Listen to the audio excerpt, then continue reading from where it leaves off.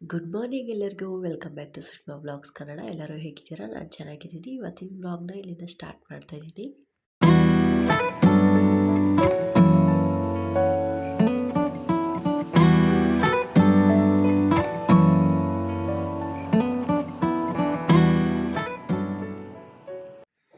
ಇವತ್ತು ಬೆಳಗ್ಗೆ ಎದ್ದುಬಿಟ್ಟು ಚಿತ್ರಾನ್ನ ಮಾಡೋಣ ಅಂದ್ಬಿಟ್ಟು ಮಾಡ್ತಾಯಿದ್ದೆ.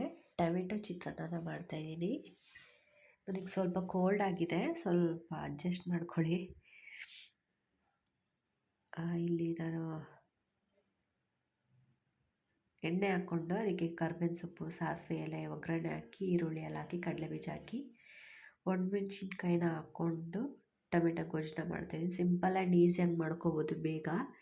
ಇದನ್ನು ಒಂದ್ಸತಿ ಟ್ರೈ ಮಾಡಿ ನೋಡಿ, ತುಂಬ ಚೆನ್ನಾಗಿರುತ್ತೆ. ಇದಕ್ಕೆ ಟೊಮೆಟೊನ ಹಾಕ್ಕೋಬೇಕು. ಟೊಮೆಟೊ ಏನು ಜಾಸ್ತಿ ಫ್ರೈ ಆಗೋದೇ ಬೇಡ, ಸ್ವಲ್ಪ ಫ್ರೈ ಆದರೆ ಸಾಕು. ಜಾಸ್ತಿ ಫ್ರೈ ಆದರೆ ಅಷ್ಟೊಂದು ರುಚಿ ಇರಲ್ಲ. ಇವಾಗ ಇದಕ್ಕೆ ತಕ್ಕಷ್ಟು ರುಚಿಗೆ ತಕ್ಕಷ್ಟು ಉಪ್ಪನ್ನ ಹಾಕ್ಕೋತಾ ಇದ್ದೀನಿ. ಅದನ್ನು ಕೂಡ ಚೆನ್ನಾಗಿ ಫ್ರೈ ಮಾಡ್ಕೋಬೇಕು. ಸ್ವಲ್ಪ ಹಸಿ ಸ್ಮೆಲ್ ಹೋಗೋವರೆಗೂ ಹುರ್ಕೊಂಡ್ರೆ ಸಾಕು. ಇವಾಗ ಸ್ವಲ್ಪ ಅರಿಶಿನ ಪುಡಿ ಹಾಕ್ಕೊಂಡು ಅನ್ನಕ್ಕೆ ಮಿಕ್ಸ್ ಮಾಡಿಬಿಟ್ಟು ಹಾಕ್ಕೊಳ್ಳೋದು.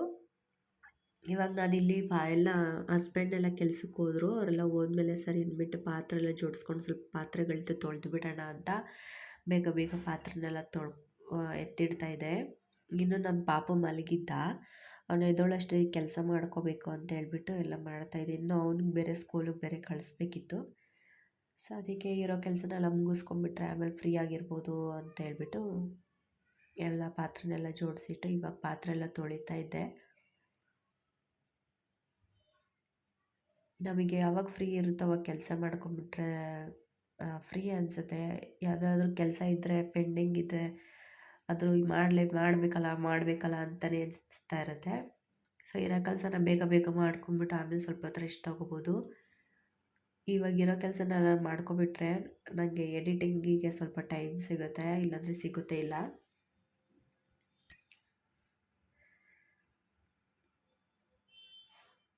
ಸೊ ಇವಾಗ ಪಾತ್ರೆ ಎಲ್ಲ ತೊಳೆದಾಯ್ತು, ಸಿಂಕೆಲ್ಲ ಕ್ಲೀನಾಗಿ ತೊಳೆದ್ಬಿಟ್ಟು ಇಟ್ಕೋತಾ ಇದೆ. Welcome back to Sushma vlogs Kannada. ಇವತ್ತು ಕೆಲಸ ಎಲ್ಲ ಮುಗೀತು. ಹಿಂಗೇನು ನಮ್ಮ ಪಾಪು ಇಲ್ಲಿ ಮಲಗಿದ್ದಾನೆ. ಅವ್ನು ಎದ್ದೊಳಕ್ಕೆ ಮುಂಚೆ ನಾನು ಫ್ರೆಶ್ ಅಪ್ ಆಗಿ ಬಂದಮೇಲೆ ವ್ಲಾಗ್ನ ಕಂಟಿನ್ಯೂ ಮಾಡ್ತೀನಿ ಫ್ರೆಂಡ್ಸ್. ಓಕೆ, ಈಗೇನು ಫ್ರೆಶ್ ಅಪ್ ಆಯಿತು. ನಮ್ಮ ಪಾಪುನು ಎದ್ದಿದ್ದಾನೆ, ಅವನಿಗೂ ರೆಡಿ ಮಾಡಿ ಸ್ಕೂಲ್ಗೆ ರೆಡಿ ಮಾಡಿಬಿಟ್ಟಿದ್ದೀನಿ. ಸುಮ್ಮನೆ ಮಲ್ಕೊಂಡಿದ್ದಾನೆ. ರಂಗೋಲಿ ಡಿಸೈನ್ ಕೂಡ ಹಾಕ್ತೆ, ತೋರಿಸ್ತೀನಿ ನಿಮಗೆ. ರಂಗೋಲಿ ಡಿಸೈನ್ ಹೇಗೆ ಬರ್ತಿದೆ ಅಂತ ಒಂದು ಕಮೆಂಟ್ ಮಾಡಿ ತಿಳಿಸಿ. ಮತ್ತು ಇವಾಗ ಟೈಮ್ ಆಗಿತ್ತು ಅಂತ ಪಾಪುಗೂ ಕೂಡ ತಿಂಡಿ ಎಲ್ಲ ತಿನ್ನಿಸ್ಬಿಟ್ಟು ಸ್ಕೂಲಿಗೆ ಕರ್ಕೊಂಡೋಗ್ಬಿಟ್ಟು ಬರೋಣ ಅಂತ ಹೋಗ್ತಾಯಿದ್ದೆ.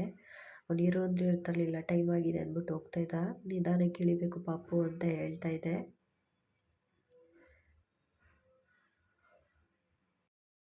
ಪಾಪುನ ಸ್ಕೂಲಿಗೆ ಬಿಟ್ಬಿಟ್ಟು ಅಲ್ಲಿ ತರಕಾರಿ ಹೋಗೋಣ. ಹಾಯ್ ಮಾಡಲಿಕ್ಕೆ. ಹಾಗೆ ದಿನ ಹೋಗ್ತಾ ಒಂದು ವೈಟ್ ಕಲರ್ ಹೂವು ಬಿಟ್ಟಿತ್ತು, ಅದನ್ನು ಕ್ಯಾಪ್ಚರ್ ಮಾಡ್ಕೊತೀನಿ. ಚೆನ್ನಾಗಿತ್ತು ನೋಡೋಕ್ಕೆ. ಲಿಖಿತ್ ಎಲ್ಲಿ ಸ್ಕೂಲು? ಎಲ್ಲಿದೆ ಸ್ಕೂಲು?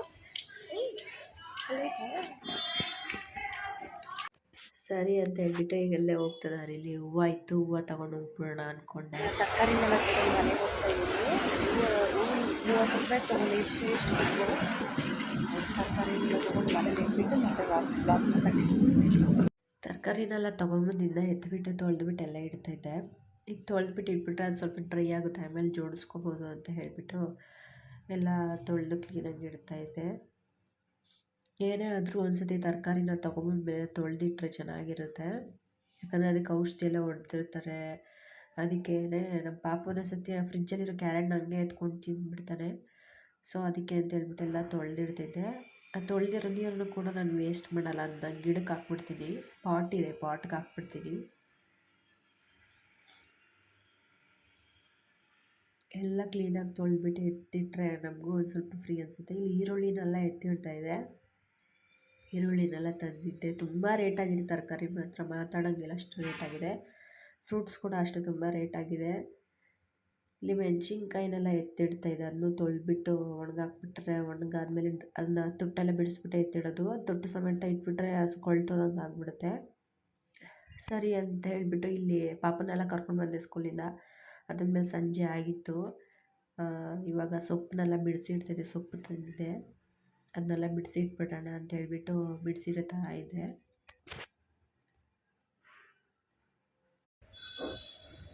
ಸೊ ಇವಾಗ ಸಂಜೆ ಆಗಿದೆ, 6:15 ಇವಾಗ. ಪಾಪು ಮಲಗಿದಾರೆ, ಇನ್ನೂ ನಿದ್ದೊಳಷ್ಟೊತ್ತಿಗೆಲ್ಲ ಕೆಲಸ ಮುಗಿಸ್ಕೋಬೇಕು.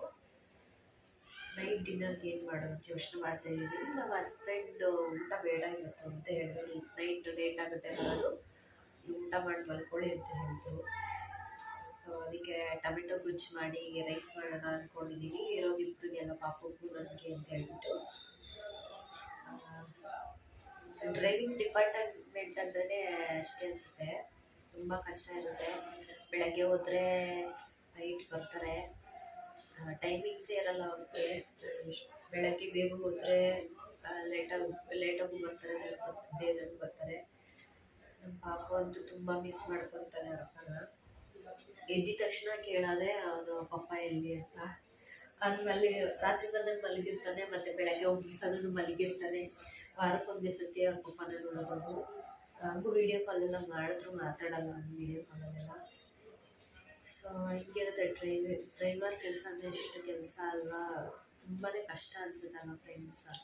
ಡ್ರೈವಿಂಗ್ ಕೆಲಸ ಅಂದರೆ ತುಂಬ ಕಷ್ಟ ಅನಿಸುತ್ತೆ. ಅವರು ಪಾಪ ನಮಗೋಸ್ಕರನೇ ಹೋಗ್ತಾಯಿರೋದು ದುಡಿಯೋಕ್ಕೆ. ಆದಷ್ಟು ನಾನು ಆಚೆಗಡೆ ಫುಡ್ನ ಅವಾಯ್ಡ್ ಮಾಡಿಸಿ ತಿನ್ನೋದು ಬಿಡೋಲ್ಲ, ಮನೇಲೇ ಮಾಡ್ಕೊಡ್ತೀನಿ.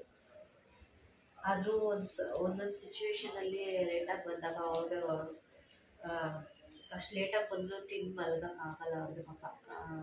ಜೀರ್ಣನೂ ಆಗಲ್ಲ, ಅದಕ್ಕೆ ಅಲ್ಲೇ ತಿಂದ್ಕೊಂಡು ಬಿಡ್ತಾರೆ ಟೈಮ್ಗೆ.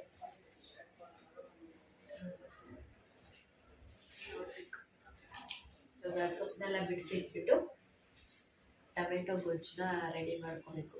ಇಲ್ಲಿ ಮೆಂತ್ಯ ಸೊಪ್ಪು ತಂದಿದೆ. ಮೆಂತ್ಯ ಸೊಪ್ಪು ನಿಮಗೆ ಮೆಂತ್ಯ ಬಾತ್ ಹೆಂಗೆ ಮಾಡೋದಂತ ಬೆಳಗ್ಗೆ ತೋರಿಸಿ, ತುಂಬ ರುಚಿಯಾಗಿರುತ್ತೆ. ನೀವು ನೆಕ್ಸ್ಟ್ ವ್ಲಾಗಲ್ಲಿ ನೋಡ್ಬೋದು. ಅದನ್ನು ಸಿಂಪಲ್ ಆ್ಯಂಡ್ ಈಸಿಯಾಗಿ ಮಾಡ್ಕೊಬೋದು. ಇದನ್ನು ಬಿಡಿಸಿಟ್ಕೋಬೇಕು, ಬರೀ ಎಲೆಗಳನ್ನ ಮಾತ್ರ ಬಿಡಿಸಿಟ್ಕೋಬೇಕು. ಇವಾಗ ಸೊಪ್ಪನ್ನೆಲ್ಲ ಬಿಡಿಸಿದ್ದಾದಮೇಲೆ ಫ್ರಿಜ್ಜಲ್ಲೆಲ್ಲ ತರಕಾರಿಲ್ಲ ಎತ್ತಿಟ್ಬಿಡೋಣ ಅಂತ ಹೇಳ್ಬಿಟ್ಟು ಎತ್ತಿಡ್ತಿದ್ದೆ. ಎಲ್ಲ ಡ್ರೈ ಆಗಿತ್ತು, ಅದನ್ನ ಕ್ಲೀನಾಗಿ ಇವಾಗ ಅರೇಂಜ್ ಮಾಡ್ಕೊಂಬಿಟ್ರೆ ಮತ್ತು ಫ್ರೀ ಅನಿಸುತ್ತೆ ನನಗೆ. ಯಾವಾಗ ಬೇಕೋ ಆ ತರಕಾರಿ ಕೈಗೆ ಸಿಗೋ ಥರ ಕ್ಲೀನಾಗಿ ಜೋಡಿಸ್ಕೊಂಡು ಎತ್ತಿಟ್ಕೊಂಡ್ಬಿಡ್ತೀನಿ. ಮನೆ ಅಂದಮೇಲೆ ಹೆಣ್ಮಕ್ಳಿಗೆ ಯಾವಾಗಲೂ ಕೆಲಸ ಇದ್ದೇ ಇರುತ್ತೆ, ಏನಾದರೂ ಹುಡ್ಕೊಂಡು ಮಾಡ್ತಾನೆ ಇರ್ತೀವಿ, ಸುಮ್ಮನೆ ಇರಲ್ಲ. ನನಗಂತೂ ಸುಮ್ಮನೆ ಕೂರೋಕ್ಕೆ ಆಗಲ್ಲ, ಏನಾದರೂ ಕೆಲಸ ಮಾಡ್ತಾನೆ ಇರ್ತೀನಿ. ಆದಷ್ಟು ಮನೇನ ಕ್ಲೀನಾಗಿ ಇಟ್ಕೋಬೇಕು. ಅದು ಸ್ವಂತ ಮನೆಯೇ ಆಗಲಿ ಬಾಡಿಗೆ ಮನೆಯೇ ಆಗಲಿ, ನಾವು ಎಲ್ಲಿರ್ತೀವಿ ಅಂದ್ರೆ ಚೆನ್ನಾಗಿ ಇಟ್ಕೋಬೇಕು. ಇವಾಗ ಸರಿ ಅಂದ್ಬಿಟ್ಟು ಎಲ್ಲ ಜೋಡಿಸ್ಕೊಂಡು ಅದಾದಮೇಲೆ ಫ್ರಿಜ್ಜಲ್ಲಿ ಇಟ್ಬಿಡೋಣ ಅಂತ ಹೇಳ್ಬಿಟ್ಟು ಫ್ರಿಜ್ಜಲ್ಲಿ ಇಡ್ತಾಯಿದ್ದೆ. ಎಲ್ಲ ಜೋಡಿಸ್ಕೊಂಡ್ಬಿಡೋಣ ಅಂತ ಹೇಳ್ಬಿಟ್ಟು. ಇದು ಫ್ರಿಜ್ ಆರ್ಗನೈಸರ್ ಬಾಕ್ಸಸ್ನ ತರಿಸಿದ್ದೆ, ತುಂಬ ದಿವಸ ಆಯಿತು ತರಿಸಿ. ಅದನ್ನ ಜೋಡಿಸಿ ಇಟ್ಕೋತಾ ಇದ್ದೆ. ಅಷ್ಟೇ ಫ್ರಿಜ್ ಕ್ಲೀನಿಂಗ್ ಕೂಡ ಮಾಡಬೇಕು. ಒಂದು ವಾರದ ಮೇಲೆ ಆಯಿತು ಮಾಡಿಲ್ಲ, ಮಾಡಬೇಕು. ಸೊ ಇವಾಗ ತರಕಾರಿನೆಲ್ಲ ಎತ್ತಿಟ್ಬಿಟ್ಟು ನೆಕ್ಸ್ಟ್ ಸಂಡೇ ಫ್ರಿಜ್ ಕ್ಲೀನ್ ಮಾಡಬೇಕು.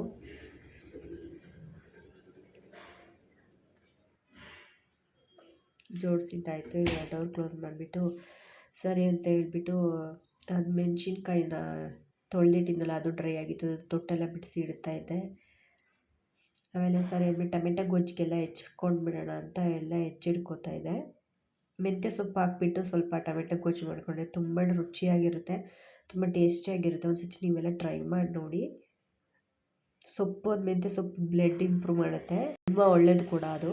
ಮೆಂತ್ಯ ಸೊಪ್ಪನ್ನ ಹಾಕ್ಬಿಟ್ಟು ಟೊಮೆಟೊ ಗೊಜ್ಜು ಹೇಗೆ ಮಾಡೋದು ಅಂತ ನೋಡೋಣ ಬನ್ನಿ. ಈಗ ಒಂದು ಪಾತ್ರೆಗೆ ಎಣ್ಣೆನ ಹಾಕ್ಕೋತಾ ಇದ್ದೀನಿ, ಸ್ಟವ್ನ ಹಚ್ಚಿ ಎಣ್ಣೆನ ಹಾಕ್ಕೋತಾ ಇದ್ದೀನಿ. ಇವಾಗ ಅದಕ್ಕೆ ಸಾಸಿವೆ, ಸ್ವಲ್ಪ ಕಡಲೆಬೇಳೆ,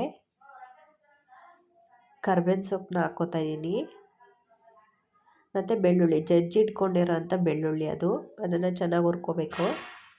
ನೀವು ಕರ್ಬೇವಿನ ಸೊಪ್ಪು ಎಷ್ಟು ಹಾಕ್ಕೊಂಡ್ರೂ ಅಷ್ಟು ಫ್ಲೇವರ್ ಇರುತ್ತೆ, ಚೆನ್ನಾಗಿರುತ್ತೆ. ಆಮೇಲೆ ಇದು ಚೆನ್ನಾಗಿ ಫ್ರೈ ಆದಮೇಲೆ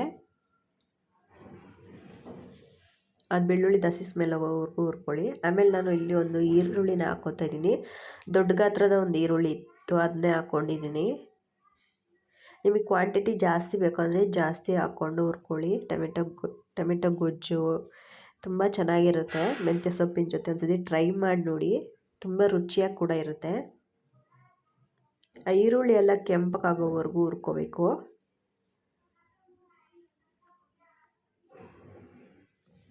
ಇಲ್ಲಿ ಸ್ವಲ್ಪ ನಾನು ಸಾಲ್ಟನ್ನ ಆ್ಯಡ್ ಮಾಡ್ಕೊತಾ ಇದ್ದೀನಿ. ಸಾಲ್ಟನ್ನ ಆ್ಯಡ್ ಮಾಡಿಕೊಂಡ್ರೆ ಈರುಳ್ಳಿ ಎಲ್ಲ ಸ್ವಲ್ಪ ಸಾಫ್ಟ್ ಆಗುತ್ತೆ, ಚೆನ್ನಾಗಿ ಬೇಯುತ್ತೆ, ಅದಕ್ಕೆ ಅಂತ ಹಾಕೋತಿರೋದು. ಇಲ್ಲಿ ನಾನು ಮೆಂತ್ಯ ಸೊಪ್ಪನ್ನ ತೊಳ್ಕೊಂಡು ಸಣ್ಣಗೆ ಹೆಚ್ಕೊಂಡು ಹಾಕ್ಕೋತಾ ಇದ್ದೀನಿ. ಅದು ಹಾಕೊಂಡಾಗ ಎಷ್ಟು ಚೆನ್ನಾಗಿರುತ್ತೆ ಫ್ಲೇವರ್ ಅಂದರೆ, ಉರಿತಾ ಚೆನ್ನಾಗಿ ಬರುತ್ತೆ ಫ್ಲೇವರು. ಇವಾಗ ಇಲ್ಲಿ ನಾನು ಟೊಮೆಟೊನ ಹಾಕ್ಕೋತಾ ಇದ್ದೀನಿ. 5 ಟೊಮೆಟೊನ ತೊಗೊಂಡಿದ್ದೀನಿ, ದೊಡ್ಡ 5 ಟೊಮೆಟೊನ ತೊಗೊಂಡಿದ್ದೀನಿ. ಅದನ್ನು ಸ್ವಲ್ಪ ಟೊಮೆಟೊ ಎಲ್ಲ ಫುಲ್ ಸಾಫ್ಟ್ ಆಗೋವರೆಗೂ ಚೆನ್ನಾಗಿ ಹುರ್ಕೋಬೇಕು. ಇದಕ್ಕೆ ಒಂದು ಲಿಡ್ಡು ಹಾಕಿ ಮುಚ್ಚಿಟ್ಬಿಟ್ರೆ ಬೇಗ ಬೇಯುತ್ತೆ. ಚೆನ್ನಾಗಿ ಹುರ್ಕೋಬೇಕು. ಟೊಮೆಟೊ ಎಲ್ಲ ಕಾಣಿಸ್ಲೇಬಾರ್ದು, ಸ್ವಲ್ಪ ಫುಲ್ಲು ಚೆನ್ನಾಗಿ ಪೇಸ್ಟ್ ಥರ ಆಗಬೇಕು, ಅಲ್ಲಿವರೆಗೂ ಚೆನ್ನಾಗಿ ಫ್ರೈ ಮಾಡ್ಕೋಬೇಕು. ಇದಕ್ಕೆ ನೀರೆಲ್ಲ ಏನೂ ಹಾಕೋಂಗಿಲ್ಲ. ಇಲ್ಲಿ ಸ್ವಲ್ಪ ಅರಿಶಿನ ಪುಡಿನ ಹಾಕ್ಕೊಂಡಿದ್ದೀನಿ, ಮತ್ತು ಖಾರದ ಪುಡಿ ಮತ್ತು ಸಾಂಬಾರು ಪುಡಿನ ಹಾಕ್ಕೋತಾ ಇದ್ದೀನಿ. ಇದೆಲ್ಲ ಚೆನ್ನಾಗಿ ಮಿಕ್ಸ್ ಮಾಡ್ಕೋಬೇಕು. ಟೊಮೆಟೊ ಗೊಜ್ಜಿಗೆ ನೀರು ಹಾಕ್ಕೊಂಡ್ರೆ ಅಷ್ಟು ಟೇಸ್ಟ್ ಬರಲ್ಲ. ಸೊ ಆದಷ್ಟು ಟೊಮೆಟೊ ಗೊಜ್ಜಿಗೆ ನೀರನ್ನ ಆ್ಯಡ್ ಮಾಡ್ಕೋಬೇಡಿ, ಲೋ ಫ್ಲೇಮಲ್ಲಿ ಇಟ್ಕೊಂಡು ಮಾಡ್ಕೊಳ್ಳಿ. ಇಲ್ಲಿ ಸ್ವಲ್ಪ ಶುಗರ್ನ ಆ್ಯಡ್ ಮಾಡ್ಕೋತಾ ಇದ್ದೀನಿ. ಅದು ಹುಳಿಗೂ ಅದಕ್ಕೂ ಬ್ಯಾಲೆನ್ಸ್ ಆಗುತ್ತೆ. ಶುಗರ್ ಹಾಕ್ಕೊಂಡ್ರೆ ಚೆನ್ನಾಗಿರುತ್ತೆ. ನೋಡ್ಬೋದು ಈಗ ಹೇಗೆ ಬಂದಿದೆ ಅಂತ. ಅಷ್ಟು ಚೆನ್ನಾಗಿ ಫ್ರೈ ಆಗಬೇಕು. ಈಗ ಫ್ರೈ ಆಗೋವರೆಗೂ ಮಾಡಿಕೊಂಡ್ರೆ ಆಗೋಯ್ತು, ಟೊಮೆಟೊ ಗೊಜ್ಜು ರೆಡಿಯಾಗಿರುತ್ತೆ. ಇದನ್ನು ಬಿಸಿ ಅನ್ನ ಜೊತೆ ಹಾಕ್ಕೊತ ತಿಂತಾಯಿದ್ರೆ ಫ್ರೆಂಡ್ಸ್ ತುಂಬಾ ಚೆನ್ನಾಗಿರುತ್ತೆ, ಸಕ್ಕತ್ತಾಗಿರುತ್ತೆ. ಮತ್ತೆ ಇನ್ನೊಂದು ಸತಿ ಮಾಡ್ಕೊಂಡು ತಿಂತೀರ ಹಾಗಿರುತ್ತೆ. ಇನ್ನೊಂದು ಸತಿ ಟ್ರೈ ಮಾಡಿ ನೋಡಿ ಪ್ಲೀಸ್. ಟ್ರೈ ಮಾಡಿ ನೋಡಿ, ಕಮೆಂಟ್ ಸೆಕ್ಷನಲ್ಲಿ ತಿಳಿಸಿ ಹೇಗಿರುತ್ತೆ ಅಂತ ಹೇಳಿಬಿಟ್ಟು. ಇದು ಲಾಸ್ಟಿಗೆ ನಾನು ಕೊತ್ತಂಬರಿ ಸೊಪ್ಪನ್ನ ಹಾಕ್ಕೊಂಡು ಇಲ್ಲೇ ಟೇಸ್ಟ್ ನೋಡ್ಕೊಳ್ಳಿ. ಉಪ್ಪು ಬೇಕಿದ್ರೆ ಇನ್ನೊಂದು ಸ್ವಲ್ಪ ಸಾಲ್ಟ್ನ ಆ್ಯಡ್ ಮಾಡ್ಕೊಳ್ಳಿ. ಇದಕ್ಕೆ ಬಿಸಿ ಅನ್ನ ತುಪ್ಪ ಜೊತೆ ತಿಂತಾಯಿದ್ರಂತೂ ಸಖತ್ತಾಗಿರುತ್ತೆ. ಒಂದ್ಸತಿ ಟ್ರೈ ಮಾಡಿ ನೋಡಿ, ಕಮೆಂಟ್ ಸೆಕ್ಷನಲ್ಲಿ ತಿಳಿಸಿ ಹೇಗಿತ್ತು ಅಂತ ಹೇಳ್ಬಿಟ್ಟು. ಈಗ ನೋಡ್ತಾ ಇರ್ಬೋದು ಹೇಗೆ ಕಾಣಿಸ್ತಾ ಇದೆ. ನಮ್ಮ ಪಾಪನೂ ಎದ್ದಾಟ ಆಡ್ತಿದ್ದ, ಅಷ್ಟೊತ್ತಿಗೆ ಅವನಿಗೂ ಊಟ ಎಲ್ಲ ಮಾಡಿಸ್ಬಿಟ್ಟು ಹೋಮ್ವರ್ಕ್ ಇತ್ತು, ಹೋಮ್ವರ್ಕ್ ಮಾಡಿಸೋಣ ಅಂತ ಹೋಮ್ವರ್ಕ್ ಮಾಡಿಸ್ತಾ ಇದ್ದೆ.